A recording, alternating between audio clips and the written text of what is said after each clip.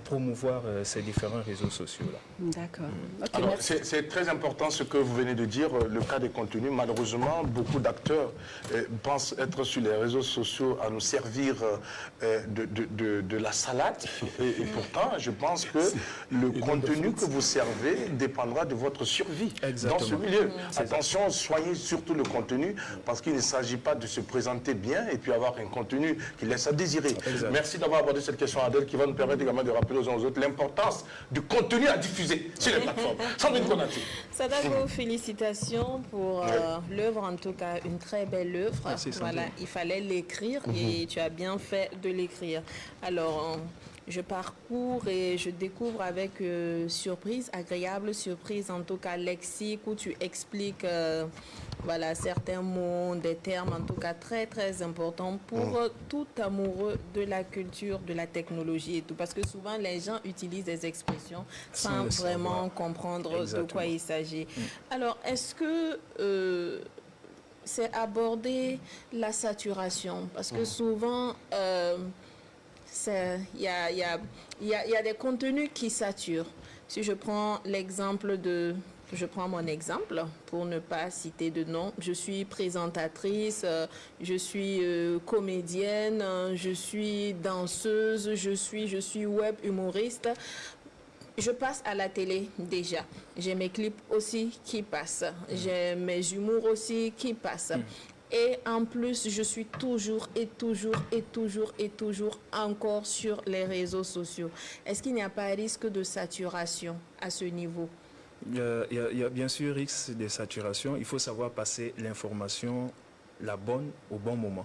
Et puis, il ne suffit pas de publier sur les réseaux sociaux pour publier. Donc, il faut avoir, bien sûr, la stratégie de publication qui rentre en compte et puis soigner également le contenu, comme on le disait tantôt. D'accord. Si on prend le cas des artistes et des web humoristes, par exemple, qui après font des shows publics, qui quittent en tout cas le virtuel pour la réalité. Il y a eu des cas malheureux où le public a été déçu parce que l'artiste a été vraiment déçu de leurs attentes. Est-ce que ce volet aussi est abordé avec des conseils à l'appui? Parce que souvent, oui, je monte mes vidéos, je balance sur TikTok avec des collaborateurs, Zie, Mika, etc. Et puis tout de suite, je dis, ah tiens, Sandrine Woman Show que je vais organiser parce que j'ai eu 1 million de vues une fois et que quelques têtes m'ont dit, ah, tu es bien. C'est vrai qu'on n'est pas souvent tous bons en tout lieu. On peut être bon en matière de web humoriste sur les réseaux sociaux à travers les vidéos, mais en one-man show, c'est carrément le désastre. On l'a vécu ici au Burkina Faso, on ne va pas citer de nom, on le sait. Donc, il faut avoir une ligne déjà. Soit on est web humoriste, soit si on est, on va dire, humoriste plateau de scène. Mais il y en a justement qui le font d'ailleurs très bien, qui font les deux. Je pense également à mon frère Moussa Petit-Sergent, que je salue au passage, qui a son one-man show dans peu de temps. Est-ce qu'aujourd'hui, en tant qu'artiste, au sens large, on peut vraiment se démarquer sur les réseaux sociaux et être authentique? Parce que les contenus se ressemblent. J'étais à tel dîner, petite vidéo de présentation de mon entrée au dîner apéro. J'étais ici, je suis au festival temps, je vous présente mes répétitions. C'est plus ou moins les mêmes contenus en fait que les artistes servent au public. C'est vrai, mais il y en a qui ne font que ça. Il y en a qui ne font que ça quand ils n'ont pas de choses à publier sur la musique, sur leur carrière. Ils font beaucoup plus, on va dire, du track avec le public. Donc, c'est beaucoup le relationnel, garder la relation avec son public. Il y a des gens qui adorent, hein. Il y a des artistes qui le font et qui sont suivis et qui ont des likes sur ça. Et c'est que... Finalement, ce n'est pas plus un casse-tête même qu'une aubaine. Parce qu'avant, bon, bah, c'est quelques personnes qui avaient l'occasion de te rencontrer, de te dire, parce que quand on te voit, même généralement en vrai, on n'ose pas te dire, je n'aime pas ce que tu fais. Même si la personne n'aime pas souvent, la personne dit, ah, j'aime bien, mais est-ce que finalement, c'est pas plus un casse-tête? Non, pas du tout. On n'est pas, pour les artistes, pour ceux qui utilisent également les réseaux sociaux, on n'est pas tout le temps obligé de poster. Ah, Oui, ok. on n'est pas tout le temps obligé de poster. Peut-être quand on veut poster, il faut du contenu pertinent. Oui. Et puis, pour que ça puisse avoir une portée, sinon, ce n'est pas que parce que je suis sur Facebook, Instagram ou TikTok Et que si je je dois ne forcément... publie pas, est-ce qu'on ne va pas m'oublier? Si je suis une artiste, je fais 1 semaine, 2 semaines, je n'ai vraiment pas d'actualité intéressante. Et c'est Et justement si on- là que rentre en compte la création du contenu. Voilà. Ok. Il ne faut pas être là-bas parce qu'il faut être là-bas. Il ne faut pas créer parce qu'il faut créer. Et voilà, parce qu'à la fin, on devient ridicule vers la fin. Oui. Je permets un complément dans ce qu'elle vient de dire. Il ne faut pas oublier aussi que ces sites-là aussi leur foutent la pression pour ceux-là qui sont accrochés. Parce qu'au fait, il y a des audiences au fait que vous regardez, vous êtes en rouge ici, en rouge là, voilà. Donc, ce qui fait qu'il y a beaucoup qui sont accrochés et accros et qui cherchent forcément à avoir des Mais likes et vous des n'êtes pas vues. obligé de répondre à la pression. Voilà, parce qu'eux, ils ont besoin de vous être là pour exister. Exactement. Ça vous de prendre le temps de pouvoir donc travailler, avoir du bon contenu pour voilà, eux. pour que ce soit Sadago, je remonte tout à l'heure, mais en attendant, on va marquer la pause pour l'heure de la cité et on se retrouve juste après. Let's go. Transition. Merci beaucoup Zédara. C'est vrai que ce sont des pratiques de plus en plus que l'on voit dans la cité. Il faut qu'on arrête, voilà, on laisse les pieds dehors, c'est pas bien. Alors Sadago, je rappelle qu'il est journaliste communicateur, et auteur donc de cet essai littéraire qui nous a été présenté ce matin, l'art à l'intersection de la technologie, voyage dans le monde digital. Alors déjà on va dire bonjour au commandant Kaboré depuis le camp Babassi qui est un friand de lecture et qui a beaucoup apprécié donc cet ouvrage. Je crois qu'il se fera le plaisir de l'avoir. Et salut à vous et puis on va dire bonjour à monsieur le directeur donc, de la télé Zénith, des chaînes thématiques de la RTB, monsieur Évariste Kombari, qui nous suit en ce moment et qui nous envoie le message suivant. Prenez soin de vos cerveaux et de vos cœurs. Bonne émission à vous et bonne journée. Merci beaucoup, monsieur le directeur. On vous salue depuis votre position.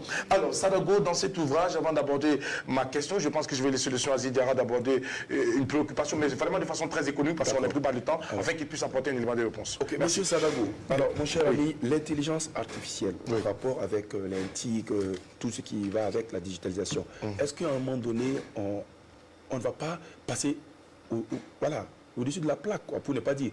Parce que souvent, avec l'intelligence artificielle, la réalité n'est pas souvent ce qu'on voit. La créativité n'est plus authentique. Voilà, ce qu'on voit est la copie de ce qui est. J'en ai fait dans l'ouvrage, justement, ça prend une grande partie. Hein. Oui. L'intelligence artificielle vient en appui à la création des artistes. Ça doit venir en humains. appui. Ça vient en appui. Voilà. D'ailleurs, j'ai eu à faire recours à justement l'intelligence artificielle à un moment donné dans la création de mon œuvre. Donc, ça vient comme un appui, en tout cas en ce qui concerne la création. Pour que vous puissiez garder votre authenticité. Exactement. C'est important. Exactement. Alors c'est vrai qu'il a dit ça grâce à des exemples. L'auteur illustre la manière également dont les technologies comme l'intelligence artificielle, la réalité augmentée et les outils numériques permettent de repousser les limites de la créativité. Lorsque vous laissez l'intelligence artificielle rien en maîtresse absolue, ben, alors vous disparaissez. Voilà. Alors, Sadago, c'est un essai littéraire. Les projets futurs. Est-ce qu'on s'attend à vous retrouver véritablement dans la grande famille des écrivains? Désormais, on va carrément se donner à fond, ou bien c'est juste pour voir si on pouvait? Pourquoi pas? À travers une aventure ça peut être le début d'une grande aventure, il faut le dire, à travers vos différents retours, à travers les retours des uns et des autres. En tout cas, on espère apporter encore plus notre contribution à cet univers-là. Donc, et la prochaine étape pour vous, en tant que journaliste, communicateur, désormais écrivain, la suite? Alors, c'est faire promouvoir cette œuvre, en faire bénéficier à tous mes concitoyens et pourquoi pas au monde. Comme je le disais, nous sommes dans un processus de digitalisation et c'est l'un des combats de nos autorités. On va les accompagner aussi avec ce Alors, et si vous avez un mot de fin par rapport donc à cet essai, à cet ouvrage qui est présenté, pourquoi nous devons l'avoir? Pourquoi on doit l'avoir à portée de main? Il faut vraiment l'avoir à portée de main parce que ça ouvre vraiment beaucoup de portes, il faut le dire, ça donne des enseignements. C'est vrai que nous n'avons pas le monopole de la connaissance, mais nous avons essayé de donner ce que nous avons pour pouvoir permettre à ceux qui ne sont pas au même niveau peut-être que nous de pouvoir s'outiller. Sadago, l'œuvre est disponible, c'est vrai. On a pris du plaisir à le parcourir. Mais quel a été donc, comment on appelle ça, l'accueil par le public artistique, culturel? Alors, c'est déjà remercier tous ceux qui ont accueilli l'œuvre dès son apparition le 15 novembre dernier. On a des messages, on a des retours, on a des gens qu'on essaye de toucher pour permettre à l'œuvre de vraiment s'ouvrir à eux. Donc, l'accueil a été bien, surtout dans le milieu artistique, il faut le dire.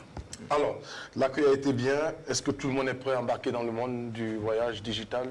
Ben, c'est également une invite pour moi en ce qui concerne cette émission. Oui. À travers votre émission, il faut adopter l'art à l'intersection de la technologie, voyage dans le monde digital.